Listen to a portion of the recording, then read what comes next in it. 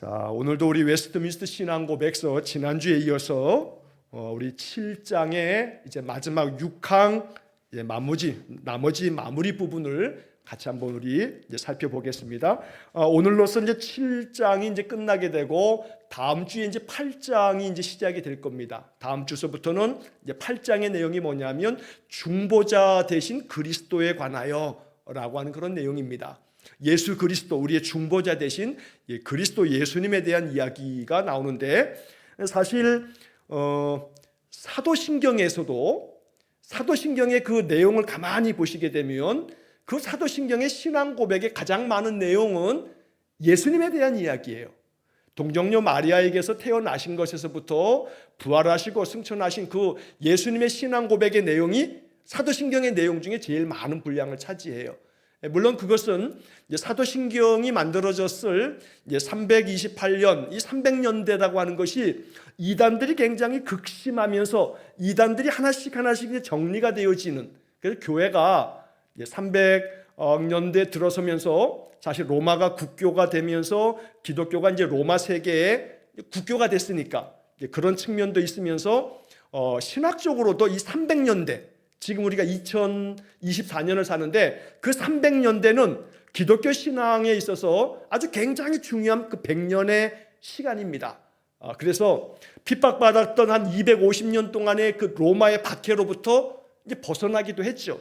로마가 이제 국교로 기독교를 승인했으니까. 그러면서 이제 기독교회 안에 그동안에 있었던 많은 이단 종파들도 신학적으로 그게 다 정리가 되는데, 그래서 이 300년대 바로 우리가 지금도 사용하고 있는 사도신경도 바로 그 300년대에 다 이제 만들어지게 되는 겁니다.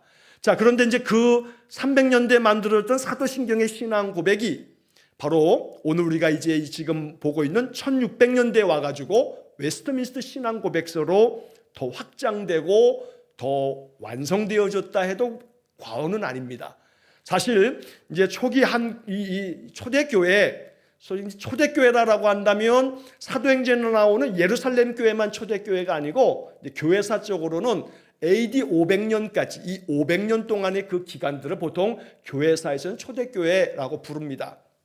자, 그런데 그 초대교회 그 500년 역사 가운데서 그 300년 때 만들어진 사도신경이 지금 2000년대까지 우리가 그 사도신경이 신앙 고백으로 우리가 이렇게 따르고 있습니다만, 그러나 개신교회가 항상 신앙에 더 큰 힘을 얻는 것은 바로 이 웨스트민스터 신앙 고백서를 통해서입니다. 그래서 신학교에 가게 되면 성경을 가지고 이 성경의 말씀 속에서 기독교의 신앙 정신, 그 신학들을 배우는 그런 이제 이 학문이 조직신학이라고 하는 것이 있는데, 그런 모든 조직신학의 내용들이 거의 뭐 다라고 할 수는 없지만 중요한 것들이 다 담겨져 있는 것이 웨스트민스터 신앙 고백서다. 그래서 웨스트민스터 신앙 고백서만 제대로 잘 우리가 이 내용들을 빠짐없이 이렇게 살펴보다 보면 우리의 신앙의 가장 중심과 그 토대를 온전하게 마련할 수 있다라고 하는 말씀을 다시 한번 강조해서 말씀을 드리면서, 이 웨스트민스터 신앙 고백서가 진행되는 동안에는 이 강의들을, 이 말씀들을 여러분 늘 항상 잘 경청하셔서 우리의 신앙이 더욱더 성경 중심적인 바른 신앙이 될 수 있도록 우리가 힘써야겠습니다. 자, 이제 6항 사람과 맺으신 그 하나님의 그 언약, 계약에 대한 이야기가 이제 7장의 내용인데, 마지막 6항의 내용을 우리가 지난주에도 살폈고 오늘 중간서부터 보겠는데, 6항을 앞에 있는 거 다시 한번 읽어보고 오늘 나머지 마지막 부분까지 좀 살펴보겠습니다. 자, 복음 시대에 있어서 그 복음의 본체이신 그리스도가 나타나시게 되자 이 언약을 시행하는 의식은 말씀의 설교와 세례와 성만찬의 예전으로 대치되었다. 행위 언약의 구약의 율법의 시대에서 예수님께서 오셔서 복음의 시대로, 은혜의 시대로 시대가 전환되어지면서 구약에서 행했던 그 많은 의식들, 예배 한번 드리려면 소도 잡아야 하고 양도 잡아야 하고 염소도 잡아야 하고 뭐 집비둘기 산비둘기 막 짐승들을 잡아야 드리는 짐승제사, 이게 다 이제 필요 없게 됐습니다. 그래서 구약에 있었던 많은 의식들을 뭐 할례도 그렇고 유월절의 절기도 그렇고 이제는 그런 것들이 다 뭘로 대체가 됐냐면 예수님께서 오셔서 우리에게 주신 그 언약의 약속으로 인해서 이제는 말씀의 설교, 세례, 성만찬 이 예전으로 대치되었다. 물론 이 개신교회가 고백하고 있는 신앙 고백서이기 때문에 지금 이렇게 이제 세 가지가 중심으로 언급됩니다만 카톨릭 같은 데는 성사, 거룩한 일들이 이것 말고도 많죠. 개신교회는 세례와 성만찬 이게 이제 거룩한 예전의 거룩한 일, 성사라고 부르는데 이것이 지금 우리 개신교회는 이걸 따르고 있지만 그러나 카톨릭 교회 같은 경우는 예를 들어서 고백 성사가 있잖아요. 그러니까 사제 신부님에게 가서 나의 그 죄됨을 고백하면 신부님께서 말씀으로 또 신앙적인 그런 권면으로 이렇게 하십시오 하면서 그런 말씀으로 그를 가르치며 사죄함을 선포하는 이 고백 성사도 중요한 성사죠. 예를 들어서 이 병부 성사에서 병자를 위해서 우리는 이제 병이 들었을 때 하나님 앞에 예배하면서 주의 이름으로 기도하고 이렇게 예배하지만 그러나 병자들을 위한 그런 예식이 거룩한 성사가 되고 결혼 성사도 마찬가지예요. 그래서 결혼의 예식은 하나님 앞에 거룩한 일이 되기 때문에 또 동시에 종부 성사라 해서 돌아가실 때 그 우리는 이제 임종 예배다 이렇게 말하지만 돌아가시는 그것도 거룩한 일로 이른단 말이에요. 세례도 마찬가지고 견진 성사도 있어요. 견진예라 해서 우리가 뭐 개신교회는 없습니다만 그 신앙 안에서 더욱더 그 신앙이 단단하고 견고해지도록 하는 그런 절차와 과정들이 많이 있어요. 개신교회는 이런 것들을 다 이제 배제하고 가장 중요한 거룩한 성사는 세례와 성찬 이 두 가지만 개신교는 이제 받았어요. 나머지 것들을 다 제하였지만 물론 그 당시에 종교개혁 당시에 어떤 신학적 이유가 있어서 개신교는 세례와 성찬만을 예식으로 예전으로 받게 되었지만 이제 오늘 21세기를 살아가면서 카톨릭이 가지고 있는 여러 성사들이 이게 다 잘못되었는가? 아니에요. 잘못된 건 아니에요. 그런 예전과 그 예식들이 가지고 있는 거룩한 은혜들이 있어요. 그러니까 종종 우리 개신교회들 중에서 카톨릭을 이단시 여기면서 저건 이단이야 라고 하는 그런 경향을 가지고 있는 교단도 있고 그런 목회자들도 있어요. 여러분 그럴 필요 없어요. 카톨릭 교회를 우리 개신교 신학은 형제교회라고 이렇게 여기기도 해요. 그러니까 카톨릭이 가지고 있는 거룩한 의식들 이런 것들이 우리에게도 참 많은 그런 좋은 모범이 돼요. 다만 한 가지 하나는 아니야. 하나는 아닌 게 뭐냐면 고백성사는 아니에요. 고백성사는 우리는 예수 그리스도만 중보자 되셔서 내가 주님 앞에 내 죄를 다 참회하고 하나님의 은혜의 말씀으로 사죄함을 받고 예수의 피로 사함을 받는 것이지 중간에 사제에게 고백하고 뭐 이 고백성사는 우리 개신교는 신학적으로 이건 받지 않아요. 그런 나머지 것들은 우리가 건강한 마음으로 아주 좋은 신앙의 그런 예전이 되고 그런 것이 된다. 그러나 이제 이 웨스트민스터 신앙 고백서는 말씀의 설교, 세례, 성만찬. 그래서 이제 개신교회에는 목사의 설교가 예배 중에 뭐 어떤 데는 반 이상을 차지하게 될 때가 많죠. 그러니까 예배 중심은 말씀 중심으로 그런 말씀의 교회라라고 이렇게 불려질 만큼 그래서 말씀의 설교와 세례와 성만찬의 그런 예식, 그런 예전으로 대체가 되어서 복음 시대에 하나님의 은혜를 덧입는 그런 길이 이런 것이다 라고 이렇게 이야기를 하고 있는 거고 이 의식은 수적으로는 적고 제가 지금 말씀드렸죠. 카톨릭 같은 경우는 많아요. 고백성사부터 뭐 종부성사까지 많지 않습니까? 개신교회 뭐 2배, 3배가 돼요. 자, 이렇게 숫자적으로는 적지만 또 그 형식이 훨씬 더 간단하고 외부적으로 화려함은 없으나 이게 그렇잖아요. 카톨릭 예배를 가시게 되면 그 미사에 가면 예식이 참 아주 화려하고 아름다워요. 사제 우리 신부님들이 거룩한 예복을 입으시고 그 행하시는 하나하나에 뭐 손을 들어 올리고 내리고 이런 모든 것조차도 이게 굉장히 아름다운 의식과 의미가 있거든요. 굉장히 기품이 있어요. 이 가톨릭의 예배에 참석하면 그냥 예배 참석하는 것만으로도 그냥 거룩해지는 것 같은 그런 느낌이 있어요. 예전 중심이기 때문에 그래요. 의식 중심이에요. 의식 중심. 그래서 가톨릭은 뭐 앉아야 되고 일어서야 되고 뭐 여러 가지 그 미사가 익숙하지 않은 사람은 참 그 낯설어서 익숙해지기까지도 시간이 필요해요. 그런데 이 개신교의 예배는 점점 가면 갈수록 형식이 뭐 형식 파괴라고 해야 되나요? 형식이 점점 더 간단해지고 있어요. 장로교회의 예식은요, 굉장히 그 절차들이 많아요. 예배 부름에서부터, 그럼 예배 부름을 하고 나면 찬양대가 송영을 부르고, 그리고서 임재의 기도를 하고 난 다음에 뭐 순서가 죄 고백도 있고 사죄의 선언도 있고 성시교독도 있고 쫙 길어요. 그 많았던 장로교의 예배 그 예배 모범이라고 신학교에서 배우는 예배 그 장로교의 예배 절차들이 있거든요. 그런데 그것조차도 요즘에는 뭐 시대의 변화 때문이라기보다는 이제 신학적인 그런 여러 반성들이 여러 의식과 이런 것들을 좀 덜어내고, 여기 신앙 고백이 나와 있는 것처럼 그 형식이 훨씬 더 간단하고, 그러니까 많은 교회들이 점점 경배의 찬양으로 하나님 앞에 마음껏 찬양을 부르고 기도자가 기도하고 말씀 선포하고 축도하고 그냥 끝나는 교회들도 많이 있죠. 우리 교회도 뭐 확 줄였어요. 자, 형식은 점점 훨씬 더 간단하고 외부적으로 화려함은 없어요. 그러나 그 내용에 있어서는 유대인에게뿐만 아니라 모든 이방인에게도 그리스도를 더 충분히 분명하게 나타내며 영적인 효과를 가져온다. 여러분, 지금 이 웨스트민스터 신앙고백서가 만들어진 게 1600년대 400년 전에 만들어진 거예요.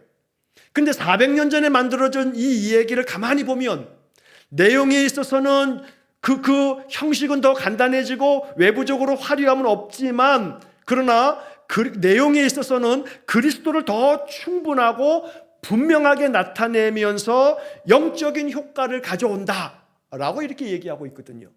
그러니까 400년 전의 신앙 고백이라고 하기에는 마치 뭐 봄에 개신교의 모든 신학자와 목회자들이 모여서 정리된 신앙 고백서 같은 느낌이 들어요.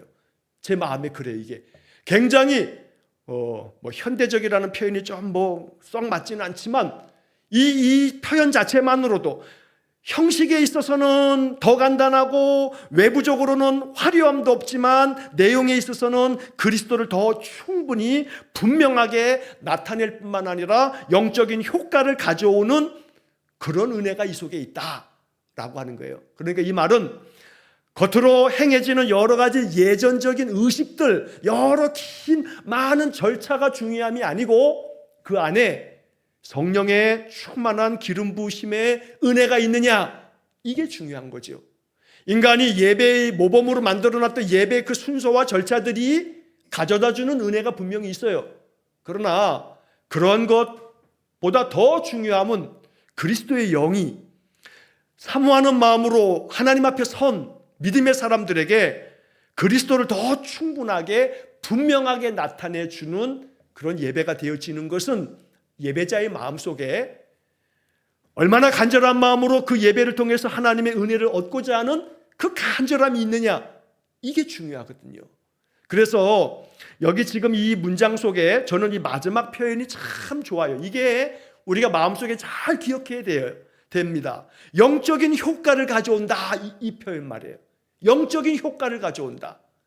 효과라고 하는 말을 쓰는데 영적인 효과, 여러분 효과라고 하는 단어는요, 약국에서 약을 처방받으면 그 약의 봉투나 이게 상자각이 있는 그 약통을 보면 그 뒤에 용법도 나오지만 효과가 나요. 효과. 이 약을 먹으면 여기 이런 것에 효과가 있다라고 이렇게 써 있는 거거든요. 임상 결과, 많은 사람들을 대상으로 이 약을 임상 실험한 결과 이러이러한 병증에 있는 사람들에게 효과가 있다라고 이렇게 써 있는 거예요.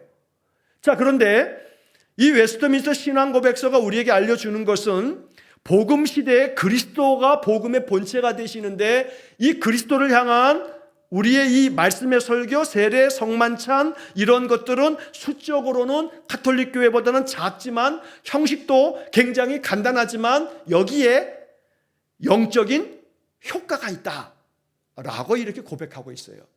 이게 신앙 고백이며 이것이 성경이 담고 있는 모든 것들을 함축적으로 말해주는 거예요. 영적인 효과가 있다. 그러니까 제가 그래서 매월 첫째 주일 성찬 주일에 강조하는 거예요. 아무리 강조해도 지나침이 없다. 이 성찬은 영적인 효과를 가져다 주는 그런 은혜의 시간이다 라고 말씀을 드리는 거예요. 그래서 이 영적인 효과라고 하는 이 말씀을 마음 깊이 여러분 묵상하시기 바랍니다.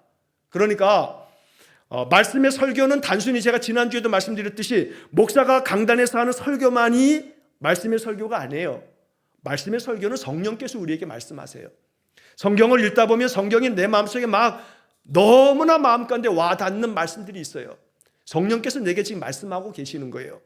그러니까 이 말씀은 그리스도 예수님의 말씀이시거든요. 말씀이 육신이 되어 오신 것이 예수님이시니까. 그래서 말씀은 영적 효과가 있음을 믿으셔야 돼요. 이게 정말로 믿으셔야 돼요. 그래서 말씀이 가지고 있는 이 영적 효과를 누리셔야 돼요. 말씀이지 뭐 하고서 그냥 건성건성 보시면 안 돼요. 제가 지난주에도 계속 그 말씀을 드리지만 성경을 읽으면서 성경을 묵상하고 성경을 통독하고 또 올해는 또 필사까지 하시면서 한 구절 한 구절 단어 하나하나가 어느 단어 하나에서도 은혜로운 말씀이 발견되면 그 말씀을 붙잡고 보화를 발견한 사람처럼 말해요. 길 가다가 아마 뭐가 반짝반짝 빛나가지고 딱 주워봤더니 각이 이렇게 딱 각진 게 내가 모르긴 몰라도 이거 뭐 마치 뭐 다이아 같기도 하고 그래서 왠지 그런 느낌이 들어가지고 그냥 한 걸음에 보석방에 가지고 이거 좀 한번 봐달라고 했는데 글쎄 이게 몇 캐럿 할까 몇 캐럿 캐럿에 대한 개념이 없어서 한 2캐럿 그게 뭐 얼마나 되는지 모르겠어요. 몇 캐럿짜리 다이아 반지 정품이 많네요. 그러면 여러분 기쁠 듯이 기쁠 거예요. 이게 윤리적으로 문제가 있으려나요? 그 주인 찾아줘야 되나?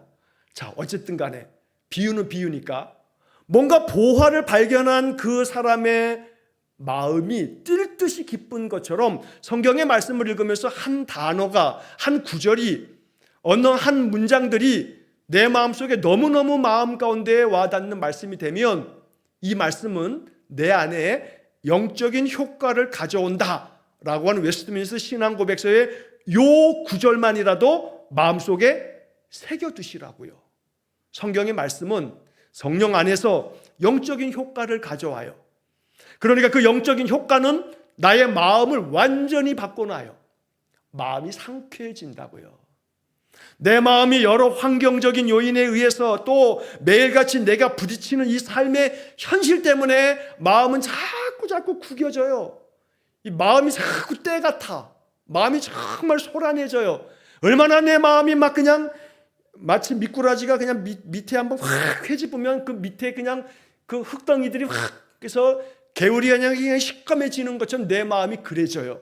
그러나 하나님께서 우리에게 주시는 이 귀한 생명의 말씀 한 구절이 한 단어가 마음 가운데 내 마음속에 믿음으로 이게 팍 와닿으면 이 말씀의 영적 효과는 이루 말할 수가 없어요. 마음의 모든 분심이 다 사라져. 마음이 갈기갈기 찢어지고 나뉘어지는 게 이게 분심이에요. 분심. 마음이 나뉘어지는 거. 그래가지고 그냥 오만 가지 생각에 그냥 시달려요. 그런데 하나님의 말씀이 가지고 있는 영적 효과는 내 마음을 아주 정결하고 깨끗하게 만들고 상쾌하게 만들어요. 이 영적인 효과를 경험하셔야 돼요. 이 영적인 효과를 믿으셔야 돼요. 그래서 정말로 그리스도를 충분하게 분명하게 나타낼 뿐만 아니라 영적인 효과를 가져다 주는 이 복음 시대의 복음의 본체이신 그리스도를 성찬을 통해서도 맞이하여 드리고 말씀을 통해서도 말씀 되신 그리스도를 맞이하여 드리고 언제나 그리스도를 내 안에 모시는 거예요. 요한복음에 말씀한 것처럼 너희가 내 안에 거하고 내 말이 너희 안에 거하면 무엇이든지 원하는 대로 구하라. 그리하면 이루리라 말씀하세요. 이거 그냥 건성으로 지나치는 게 아니라 한 말씀 한 말씀을 영적인 효과가 있는 생명의 말씀이다 하시고 그렇게 말씀을 받으시는 말씀의 삶이 돼야 돼요.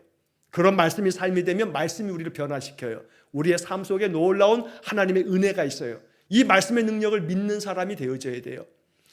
한국교회 한때 이제 제자 훈련이 막 은혜롭게 아주 충만하게 한국교회에 우리에게 많은 은혜를 주었던 때가 있어요. 지금도 물론 제자 훈련은 그렇게 많이 이렇게 교회들이 시키기도 하죠. 우리도 뭐 제자 훈련도 하고 뭐 이것 좀 뭐 다 하지만 그럴 때 이제 제자 훈련 사역을 하면서 제가 이제 그 제자 훈련 원래 한국교회 사실이 제자 훈련이라고 하는 것이 예전에는 이제 그 대학교 선교 단체에서 CCC라든가 뭐 이렇게 내비게이터 또 아니면 뭐 예수전도단 이런 선교 단체들에서 이제 대학생들을 가르치면서 이렇게 훈련시키는 이런 것들을 통해서 이제 제자 훈련이 이제 이게 들어오면서 교회적으로도 제자 훈련이 이제 생겨지고 만들어지는데 그 일에 있어서 참 큰 공을 세우셨던 분이 지금은 이제 하나님 나라 가신 옥하는 목사님이라는 분이 계세요.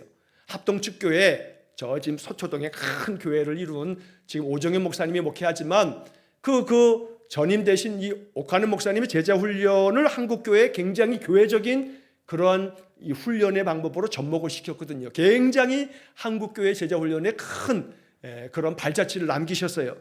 자, 그런데 이제 그렇게 저도 이제 그 옥하는 목사님에게서 제자 훈련을 이제 거기 이제 목회자 그 수련 과정을 통해서 훈련을 받았는데 한 가지 이제 이 마음이 제 마음 속에 동의가 안 되는 부분이 있었어요. 동의가 안 되는 부분이.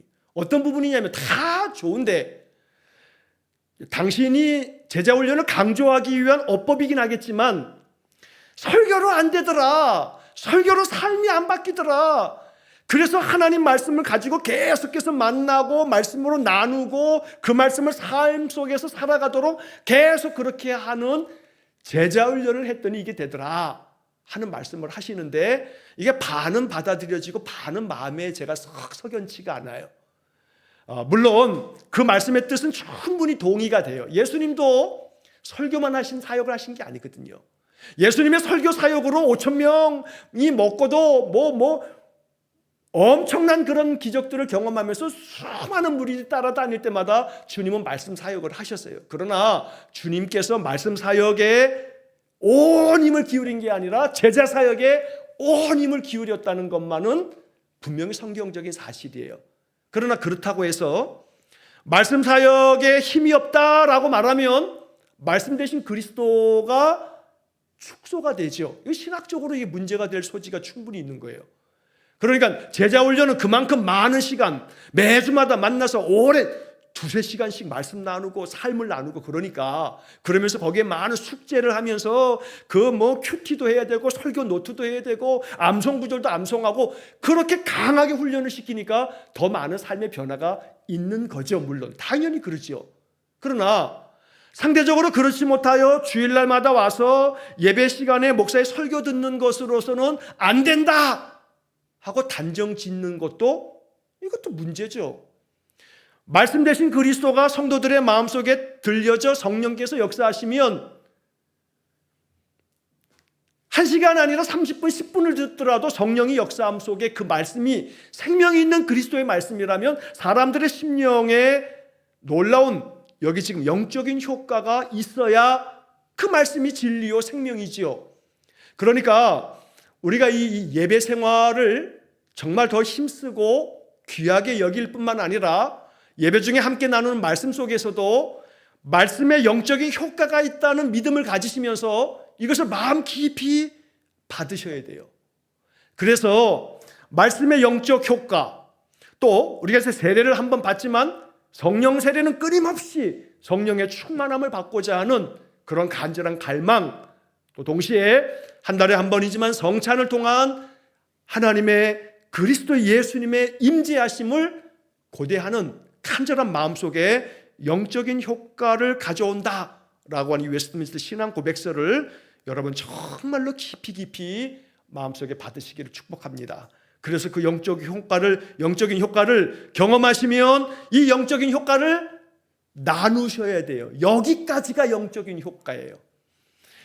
영적인 효과를 내가 경험을 하면 그 경험한 것으로 달랑 그냥 나만 이걸 쓰겠다 하지 마시고 영적인 효과를 나눌 때 비로소 그 영적인 효과는 더욱더 내 안에 배가 되고 충만해진다는 사실을 잊지 마셔야 돼요. 내가 이렇게 말씀 안에서 은혜가 되었노라고, 내 마음에 이러한 효과가 있었노라고 하는 것들을 얘기할 수 있는 사람에게 얘기하시되 내 이성적인 내 소위 말해서 내 머리로 계산하지 마시고, 내가 이 얘기를 저 사람에게 해도 될까 안 될까 이거 자꾸 계산하지 마시고, 하나님이 내 마음속에 아이고 말해야 될 것 같은데 하는 마음을 주면 그 사람이 어떠하든지 간에 한번 말해보세요. 영적인 효과를 믿으세요. 자꾸 내 머릿속에 이 계산된 이게 꼴랑 이거 별로 되지도 않는 이 머리로 계산하지 말고 성령이 내 마음에 그런 마음을 주시면 내가 지금 이거는 저 사람한테 얘기를 해야 될 것 같아 라는 마음이 들면 얘기하세요. 그 속에 영적인 효과가 내 머리로 나오는 계산이 아닌 지금은 아니야 계산하지 말고 성령이 내 마음을 움직이고 주장하면 그리 하시란 말이에요. 그래 영적 효과를 경험하시게 돼요. 그래서 언제나 하나님께서 그리스도 예수님 복음의 본체이신 그리스도를 통해서 나타내시는 영적 효과는 우리에게 맺어주신 바로 언약, 그리스도를 통한 은혜 언약을 통해서 우리에게 한없이 주어지는 하나님의 축복의 선물이다 라고 하는 것을 기억해야겠습니다. 자, 이것을 신약이라고 부른다, 이렇게 정리가 돼 있어요. 새로운 약속, 새 언약을 우리에게 주시는 거죠. 자, 뒤에 성경 구절이 몇 개 중요한 구절들이 있습니다만 뒤에 한번 나중에 정리하면서 보시고, 이제 마지막 문장에서는 그러므로 본체가 같지 않은 두 종류의 은총의 언약이 있는 것이 아니라 한 가지 언약, 즉 여러 가지 모양으로 집행이 되기는 하나 같은 언약이 있을 뿐이다 하고 이제 이 7장이 끝나요. 그러니까 본체가 같지 않은 두 종류의 은총의 언약이 있는 것이 아니다. 그러니까 이 말은 구약의 행위 언약, 율법을 지켜야 구원받는다 했던 이 행위 언약과 그리스도 예수님이 오셔서 은혜 언약, 값없이 예수님의 십자가의 그 보혈로 죄사함을 얻고 주님으로 말미암아 은혜 안에서 믿음으로 구원함을 얻는 이 은혜 언약, 이 효과가 충만한 이 그리스도의 예수님의 복음의 언약. 자, 이 두 가지가, 이 두 종류의 언약이 두 종류가 아니고 이건 사실은 한 가지 언약이다, 이게 하나다라는 얘기를 하는 거예요. 이 얘기는 구약이 결코 폐기될 수 없다라고 하는 그런 굉장히 중요한 신학적인 명제예요. 구약 폐기론자가 있어요. 구약은 필요 없다.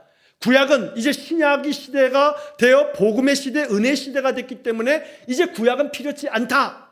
그래서 구약에 동물 제사도 안 지내는 거고 뭐 이것도 안 하는 거고 이것도 안 하는 거고 그런 거다 하면서 구약을 완전히 축소시키고 구약은 필요 없다라고 하는 이야기를 하는 사람들이 있는데, 이것은 신약을 강조하고자 하는 그런 화법이라면 그 정도까지는 동의가 돼도 구약이 필요 없다, 구약은 폐기돼야 된다라고 말하면 이건 신학적으로 큰 오류, 잘못이 있는 거예요. 자, 그래서 여기 지금 이 고백은 본체가 같지 않은 두 종류가 아니다. 구약의 언약도 신약의 복음의 은혜 언약도 이거는 한 가지 언약이다. 그래서 여러 가지 모양으로 집행이 되기는 하지만, 그래서 모양은 다 다르지만 구약 시대는 동물 제사로 예배했지만 신약의 은혜 시대, 복음의 시대, 교회 시대는 그렇게 동물 제사로 예배하지 않아도 되는, 왜냐하면 예수님께서 한번 그 피 흘려주심으로 동물의 희생제사가 필요치 않게 됐으니까. 그래서 달라졌지만, 그래서 그 집행되어지는 것들은 다르지만 여러 가지가 됐지만 같은 언약이 있을 뿐이다. 이 마지막 문장이 그래서 이제 가장 마지막 완성이 돼요. 그래서 이것을 우리가 이제 이렇게 읽으면 이제 뭘 생각해야 되냐면 구약을 읽을 때 신약의 복음을 그 속에서 발견하는 거예요. 구약은 신약으로 읽어라, 신약은 구약으로 읽어라 라고 하는 게 성경 해석의 아주 중요한 원리 중에 하나거든요. 그래서 구약을 읽으면 신약이 자꾸 생각나고 신약을 읽으면 구약이 자꾸 생각난다면 이 사람은 아볼로처럼 성경이 능통한 사람이에요. 우리 그 정도까지는 가야 돼. 아볼로가 뭐 대단한 사람이 아니에요. 우리 같은 성도에서 시작이 됐어요. 그러니까 성경을 계속해서 보고 또 읽고 배우고 그러면서 성경이 베레아 사람들처럼 계속해서 성경을 상고하고 그러다 보면 구약을 읽으면 신약이 생각나고 신약을 읽으면 구약이 생각나는, 그러면 그 말씀들이 우리 안에서 소위 말해서 유기적으로 작동이 되는 거예요. 그러면 이 말씀들이 우리 안에서 아주 충만한 역사를 일으키는 거예요. 여러분 생각해 보세요. 밥을 먹어요. 자, 밥공기로 밥알을 퍼먹어요. 근데 반찬도 먹어요. 반찬도 하나 가지가 아니야. 이것도 먹고 저것도 먹고 국도 먹어요. 자, 그런데 이 밥알이 가지고 이 하얀 밥이든 뭐 현미밥이든 잡곡밥이든 이 밥을 먹으면 밥이 가져다 주는 영양소가 있죠. 탄수화물이 됐든 뭐든 이게 영양소가 있어요. 근데 얘가 이렇게 들어갔어. 근데 밥을 먹으면서 또 반찬도 뭐 이것저것 먹어요. 고기도 먹고 나물도 먹고 뭐 김치도 먹고 막 먹으면 그 반찬들이 각각 가지고 있는 영양소들이 그 안에 다 있어요. 근데 얘네들을 다 집에다 넣고서 그냥 입에서 우구적우구적 다 삼키면 이게 위로 싹 들어가면 위에서 얘를 갖다 딱 분해해가지고 그 영양분을 흡수하는데, 야, 하나님이 인간을 얼마나 오묘하게 만드셨는지 그 영양분들이 얘네들을 다 그냥 한꺼번에 들어가서 그냥 어그적 해가지고 다 먹어 삼켰는데도 불구하고 필요한 영양소가 필요한 대로 적재적소로 그 영양소를 그 속에서 다 분리하고 다 뽑아내서 다 몸이 흡수하더라 이 말이에요. 그리고 흡수가 안 되는 찌꺼기들은 다 배설을 해. 변으로 배설을 시켜. 이 몸이요, 그런 모든 작용을 매일같이 하고 있어요. 하나님이 오묘하게 만드셨어요. 정말 말 그대로 신묘막측하게 만들었어요. 자, 그런데 이제 여기서 이제 우리가 깨닫게 되고 배워지는 게 뭐냐면, 결국 이처럼 우리의 몸도 하나님 만드시기를 음식들을 가지각색으로 다 먹어도 그 음식에 있는 영양소들을 필요한 그 속에 담겨 있는 영양소들을 다 뽑아내서 우리의 몸에 필요한 영양분으로 다 공급이 되더라 이 말이에요. 그러면 찬양을 부르면 찬양에 영양소가 있어요, 없어요? 있어요. 영양소가 있어요. 영양소가 있어요. 찬양의 영양소를 아이고 참말로 다 뽑아 드셔야지. 다 뽑아 드셔야 돼. 찬양을 한 곡조 부르면 건성건성 이거 아는 찬양이니까 입이 저절로 막 움직여. 생각은 딴 데가 있는데도. 그러면 그냥 이건 배설되는 거예요. 이게 입에서 그냥 다 나가버리는 거예요. 찬양 한 곡을 해도 그 곡조 속에서 은혜가 되지만 가사 하나하나가 여기에 담겨져 있는 이 영양소, 소위 말해 영적인 효과를 가져온다. 찬양 한 구절 속에 한 소절을 부를 때도 여기에 있는 이 영적인 효과를 가져온다. 그러니까 찬양에서 영적인 영양소를 흡수하시고, 기도 속에서도 영적인 영양소를 흡수하시고, 말씀 속에서도 영적인 영양소를 흡수하시고, 일상의 나의 삶 속에 보이지 않으나 다가오셔서 여러 모양으로 내게 말씀하시는 주의 음성을 들을 줄 아는, 그 속에서 영적인 효과를 내 것으로 가져올 줄 아는 그런 사람이 웨스트민스터를 제대로 배운 사람이에요. 그래서 구약의 말씀에서도 신약의 말씀에서도 설교에서도 찬양에서도 기도에서도 일상의 삶 속에 어떤 좋은 사람과의 대화 속에서도 나의 삶의 경험 속에서도 내게 들려지는 어떤 소리를 통해서도 그 소리 하나도 예사롭게 넘기지 마시고 그 속에 하나님의 영적인 효과가 담겨 있다라고 느낀다면, 바로 그 위대한 성인 프란치스코 성인은 새들하고도 얘기를 했대잖아요. 자연하고 다 얘기를 해. 근데 그게 그분만 경험하는 영적 효과라 여기지 마시고 마음속에 말해요. 가다가 바람이 이렇게 불어오면 바람 부는 그 바람을 그냥 바람으로 이거 바람 시원하네 하지 마시고 그 바람이 마치 영에 속한 사람이 그와 같다 하는 니고데모와의 예수님의 이야기를 듣다 보면 바로 그 성령으로 거듭난다라고 하는 것은 바람이 임의로 불 때 어디에서 와서 어디로 가는지 알지 못하는 것처럼 영적으로 거듭난 사람이 그와 같다 하면서 바람 이야기를 하시는데 그 바람이 성령, 루아흐, 이 히브리 말의 영은 바람이거든요. 바람이 이렇게 불어오면 그 바람조차도 내 마음속에 영적인 효과로 받아들인다면, 하나님 이 바람에서 나는 주님을 느낍니다 라고 고백한다면 그 사람은 그 속에서도 영적인 효과를 가져오는 거예요. 나에게 눈을 주셨는데 이 눈이 여러분, 이 세상에 카메라가 아무리 렌즈가 좋아도요, 이 사람의 눈만큼은 따라올 수가 없어. 이 사람의 눈이 얼마나 오묘한지, 이 눈이 보는 이 모든 것들은요, 이거는 인간의 그 어떤 기술로도 이걸 만들어낼 수가 없어요. 그러면 눈이 보는 모든 것들을 그냥 건성건성 보는 게 아니라 내 눈에 보여지는 것들 속에서도 영적인 효과를 가져올 수 있다면, 그러면 이 사람은 말씀을 통해서 부어지시는 은혜뿐만 아니라 하나님이 지으신 세상의 이 만물을 내 눈으로 바라보면서도 거기서 영적인 은혜를 가져오는 사람이에요. 그러니까 여기 이 웨스트민스터 고백서의 그 중간에 영적인 효과를 가져온다고요. 가지고 온다고요. 그러니까 오늘도 저녁이 되면 밤하늘에 이렇게 보시면 달도 떠 있고 말이에요. 그리고 또 별들이 잘 보이지 않아도 별들이 조그맣게 떠 있으면 그 별빛 하나를 보면서도 마음속에 창조하신 하나님이 저렇게 아름답게 지으셨네 하면서 하나님을 고백하며 주님 참 아름답네요 라고 이렇게 고백하다 보면 그 속에서 우리에게 부어지는 영적인 효과가 충만해져요. 주님 말씀하실 거예요. 그래, 내가 지은 세상이 아름답지, 너는 내가 더 심혈을 기울여서 너는 만들었어, 네가 더 아름다워 하는 소리를 내 마음속에 느낀다면 이게 주님의 음성이 아니고 뭐겠어요? 그러니까 영적인 효과를 가져오는 이것은 복음의 시대에 그리스도를 통해서 우리에게 주는 많은 채널들이 있어요. 많은 채널들을 통해서 우리가 영적인 효과들을 내 것으로 삼을 수 있는 것, 이것이 우리에게 주신 언약이다. 그러니까 예수 그리스도를 통해서 주시는 이 복음의 새 언약은 단순히 그냥 십자가의 그 보혈의 피 여기에만 머물지 않고 하나님의 창조 세계 속에도 새 언약이 있음을 발견하셔서 눈에 보이는 모든 세상과 또 그리스도 예수님을 통해서 말씀이 육신이 되어 우리에게 주신 이 말씀, 이 기록된 하나님의 말씀을 통해서도 내게 주시는 그 영적인 효과, 그러므로 내게 주시는 영적인 효과를 풍성하게 누리는 삶을 살아갈 때에 계약자 되신 하나님이 기뻐하실 거예요.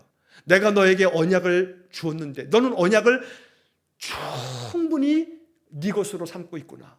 그래서 그 언약을 마음껏 누리고 있구나. 너는 정말 내 아들이고 내 딸이다. 아버지의 마음을 너무 잘 아는 내 자녀다 라고 하실 거예요.